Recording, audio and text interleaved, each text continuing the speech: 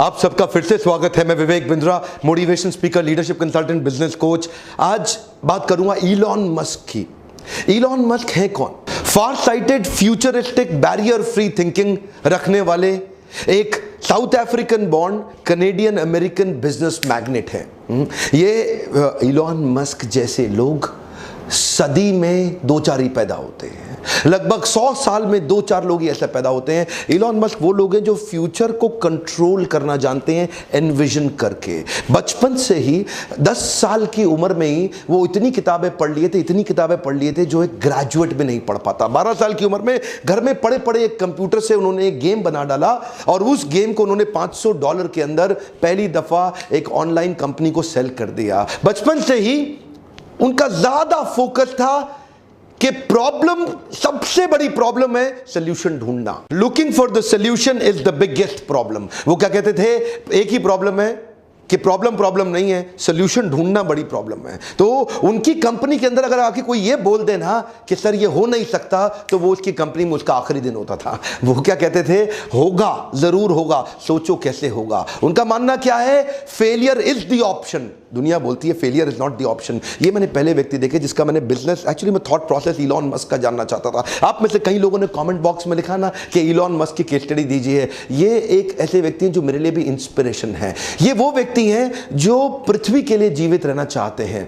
इन्होंने solar city बनाई जो कि सस्टेनेबल एनर्जी क्रिएशन पे काम करती है। Solar city sustainable energy creation पे काम करती है। इन्होंने टेस्ला मोटर बनाई जो सस्टेनेबल एनर्जी कंजम्पशन पे काम करती है कि एनर्जी भी पेट्रोल डीजल का चक्कर ही खत्म हो जाए, पोल्यूशन फ्री हो जाए पृथ्वी। और electric vehicles, driverless cars. Actually paranoid व्यक्ति जो केवल हाई क्लास प्रोडक्ट बनाने पे फोकस किया। शुरू से शुरू करते हैं। आज जो कि ये पृथ्वी पे 21वें सबसे शक्तिशाली व्यक्ति माने जाते हैं, ये सेल्फ टॉट प्रोग्रामर हैं और रॉकेट साइंटिस्ट हैं। इन्होंने रॉकेट साइंस की फॉर्मल एजुकेशन नहीं ली, किताबों को पढ़ पढ़ के इन्होंने पूरे रॉकेट साइंस को समझ लिया। बचपन में किताबी कीड़े थे, किताबें पढ़ पढ़ के इन्होंने बचपन में ही एक डीप विजन, एक ऑब्सेशन, परसिस्टेंस क्रिएट कर लिया पृथ्वी को बदलने के लिए। ये कहते हैं great leader don't try to force a square peg into a round hole. वो क्या कहते हैं? स्क्वायर को राउंड में घुसाने की कोशिश नहीं करते। बुद्धिमान व्यक्ति वो है जो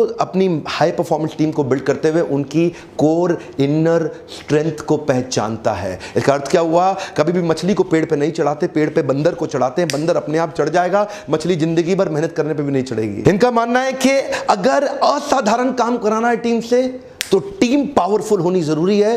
पहली बार में सही आदमी हायर करो। मीडियोकर आदमी जब उससे रिजल्ट अचीव नहीं होता तो वो ये मान लेता है रिजल्ट अचीव इसलिए नहीं हुआ क्योंकि हो नहीं सकता था। लेकिन ये बिल्कुल ऑपोजिट है। ये कहते हैं नहीं हुआ से कोई मतलब नहीं, रिजल्ट तो अचीव करना है, तरीके अलग अलग अपना लो।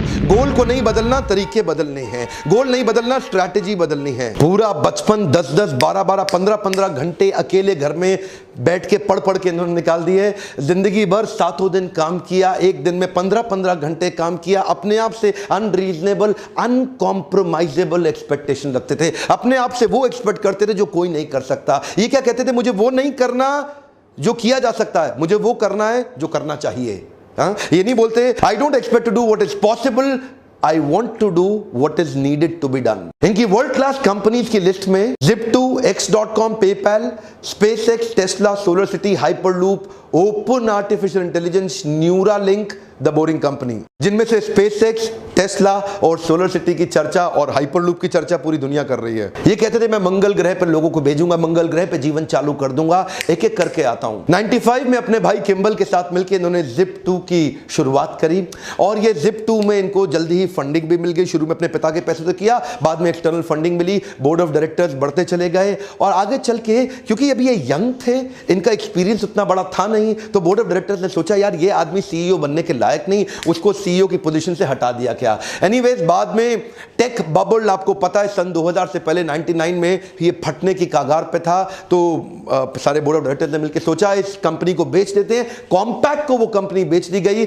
जहां से जो पैसा मिला उसमें इनका 7% इक्विटी था, जिसमें इनको $22 मिलियन तुरंत मिला। और वो $22 मिलियन ये घर में रख करके रईस आदमी की तरह घूम सकते थे। छोटे थे, यंग थे, लेकिन वो पूरे $22 मिलियन एक एक करके उन्होंने आगे इन्वेस्टमेंट शुरू कर दी और तुरंत चालू चालू करी x.com। ये एक ऑनलाइन ट्रांजैक्शन की ऑनलाइन बैंकिंग कंपनी थी, अपने आप में पहली ऐसी कंपनी दुनिया भर में। आगे चल के कन्फिनिटी नाम की एक कंपनी के साथ इसका क्लैश हुआ, लेकिन उसी समय दोनों कंपनी मर्ज हो गई और उसका नाम पड़ गया पेपैल। क्या आप जानते हैं पेपैल? दुनिया भर में आज पेपैल फेमस है। उसको किसने स्टार्ट किया, उसको किसने बड़ा रूप दिया? वो इलॉन मस्क ही थे। उनका जो सीटीओ था ना, चीफ टेक्निकल ऑफिसर, उसके साथ इनकी बहसबाजी हो गई। ये सीईओ थे, वो सीटीओ थे, और बहस ऐसा हुआ कि वो सोच रहे थे कि लाइनेक्स पे रखें इसको कि विंडोज पे लेके जाएं, और उस बहस के चक्कर में सीटीओ ने बाकी बोर्ड को अपने साथ लिया। ये भाई साहब की अभी नई शादी हुई थी इलॉन मस्क की, ये गए हुए थे हनीमून पे, पीछे से उन्होंने इसको बाहर निकाल दिया और सीईओ की पोजीशन से बाहर कर दिया। बहरहाल उस कंपनी से भी बाहर हुए ये,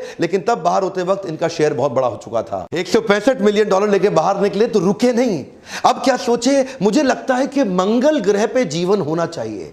ये सोचे मंगल ग्रह पे पेड़ पौधे उगाऊंगा, उसके बाद लोगों को बसाऊंगा, पूरा जीवन बसाऊंगा। ये रशिया गए। रशिया जाके उन्होंने बोला कि कुछ ऐसे रॉकेट्स का अरेंजमेंट किया जाए कि जिससे मैं मंगल ग्रह जा सकूं। उन्होंने इनको प्रपोजल दिया कि $8 मिलियन लगेगा। अब ये सोचने लगे, यार $8 मिलियन तो बहुत ज्यादा है। ये रशिया में काफी नेगोशिएट करने की कोशिश जब की तो उनके प्रोजेक्ट को रिजेक्ट कर दिया गया। ये वापस आ गए। वापस आके सोचे क्यों ना मैं ये कंपनी खुद ही बना लूं, तो पढ़ने लग गए। अपने आप पढ़ पढ़ के इन्होंने अपने आप उसी समय स्पेसएक्स कंपनी फाउंड करी। जिस प्रकार हेनरी फोर्ड ने commercially viable automobile industry create करी, उससे पहले गाड़ियां बड़ी महंगी बनती थी। हेनरी फोर्ड ने उसको कमर्शियली वायबल बनाने के लिए बड़ा एक असेंबली लाइन बना दिया। बोले जैसे हेनरी फोर्ड ने उसको कमर्शियली वायबल किया, तो मैं स्पेस ट्रैवल को कमर्शियली वायबल क्यों नहीं कर सकता? $8 मिलियन तो बहुत ज्यादा है एक रॉकेट का। तो ये सोचने लगे कुछ ऐसा किया जाए कि रीयूजेबल रॉकेट तैयार किए जाएं। तो रॉकेट साइंस की इनको पढ़ाई इन्होंने फॉर्मली तो नहीं करी थी, लेकिन इससे पता चलता है कि एक आदमी नेट को खोल के या किताबों को खोल के या एनसाइक्लोपीडिया को खोल के किताबों को पढ़ के खुद भी सीख सकता है, और वो इन्होंने किया। प्राइवेट ऑर्गेनाइजेशन स्पेस ट्रैवल को रीडिजाइन कर देगा, इसका किसी को विश्वास नहीं हुआ। कोई नहीं बोला कि मैं इसकी मदद करने, कोई नहीं आया। एक्चुअली मुद्दा यह नहीं था कि रॉकेट को ऑर्बिट में पहुंचाना है। एक्चुअली मुद्दा यह था कि लो कॉस्ट में रॉकेट को ऑर्बिट में पहुंचाना है, और उसी रॉकेट को फिर वापस भी लेके आना है उसको रीयूज करने के लिए। और वहीं जब इन्होंने पहला लॉन्च किया, इनके इंजन में आग लग गई, और वो अर्ली आग लगी, वहां से इनको बहुत बड़ा नुकसान हुआ। अच्छा, दूसरी बार फिर ट्राई किया। दूसरी बार इनका जो रॉकेट था वो स्पेस में गया, लेकिन ऑर्बिट में नहीं पहुंचा, फिर ऑफ रूट हो गया, और तीसरी बार स्पेस में जाते ही ऑफ रूट हो गया। 3 बार में इनका इतना नुकसान हुआ, जितना भी पैसा इनको मिला था पीछे, जो इनको मिला था ना पेपैल से, जब पैसा आया था इनको बाहर निकाला गया था, तो वो सारा पैसा इन्होंने डाल दिया, लेकिन तीनों बार में पैसा खत्म हो गया। फंडिंग एजेंसी से खत्म हो गया, नासा से कॉन्ट्रैक्ट मिला, वो पैसा भी गया। अब इन्वेस्टर बोले अब कुछ नहीं बचा, अब तो कंपनी खत्म। लेकिन ये बोले एक ट्राई और करूंगा, एक ट्राई और करूंगा। क्या क्रेजी आदमी थे। He made a crazy announcement कि चौथा लॉन्च थोड़े ही महीनों में करने वाला हूं। एक्चुअली इस इंडस्ट्री में इतने छोटे छोटे गैप पे कोई लॉन्च नहीं करता, पर ये छोटी उम्र के अंदर ही बहुत बड़े, इनका रिस्क एपेटाइट बहुत बड़ा था, और अपना सब कुछ दांव पे लगाने को तैयार थे। अपना घर मकान बेच के किराए पे शिफ्ट हो गए, सबके कर्जे लेकर के आखिरी बार ट्राई किया, और इस बार न केवल सफल हुए बल्कि $1.5 बिलियन का नासा से एक प्रोजेक्ट भी ले लिया, और नासा ने अब इनको फंड किया, बोला आप हमारे लिए काम करिए। आप जानते हैं हमारा इसरो और नासा ये सरकारी पैसे पे काम करते हैं, लेकिन रीयूजेबल रॉकेट सरकारी पैसे के बिना उन्होंने प्राइवेट दम पे, बिना फॉर्मल पढ़ाई के, अपने आप किताबें खोल के पढ़ पढ़ के खुद ही कर डाला। ऐसा पैरानॉइड विजन अपने प्रोडक्ट और अपने क्राफ्ट को अचीव करने के पीछे ऑब्सेशन। देखिए, यही मैं आज अपने देश में देना चाहता हूं मैसेज। हमारे देश में भी ऐसे कई लोग खड़े होंगे जो इन वीडियोस को देख रहे हैं। आज ये नासा स्पेस एजेंसी के इक्विपमेंट, कार्गो और सैटेलाइट ऑर्बिट तक पहुंचाते हैं, और रीयूजेबल प्रोजेक्ट बना दिया। अभी इसके साथ साथ इन्होंने, अभी चल ही रहा था, ये टेस्ला मोटर में भी पैसा डाल दिया।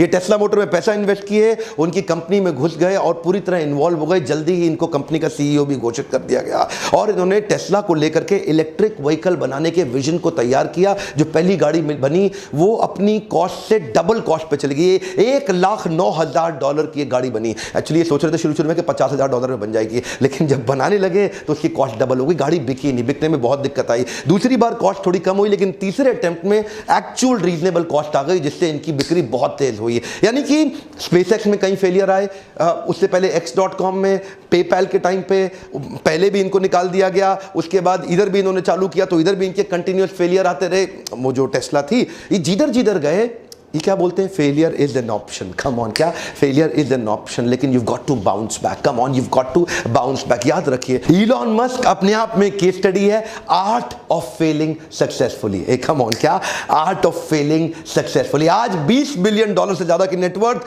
दुनिया के 50 सबसे पैसे वाले अरबपतियों में इनका नाम आता है। दुनिया भर में इनका इन्फ्लुएंस इतना बड़ा हो गया, भारत भी आ रहे हैं, इलेक्ट्रिक गाड़ियों को लेकर के उसकी तैयारी हो रही है। हमारे प्रधानमंत्री से इनकी मुलाकात भी हुई, और आप तो जानते भी हैं आज हमारे देश में पेट्रोल डीजल गाड़ियां हटाने की पूरी तैयारी की जा रही है, इलेक्ट्रिक व्हीकल्स लाने के लिए। ड्राइवरलेस पावरफुल गाड़ियां बना रहे हैं आज इलॉन मस्क, दुनिया भर में छा गए हैं। Futuristic, future oriented, barrier free thinking, ये जो ढक्कन लगा ना बैरियर, वही सबकी समस्या।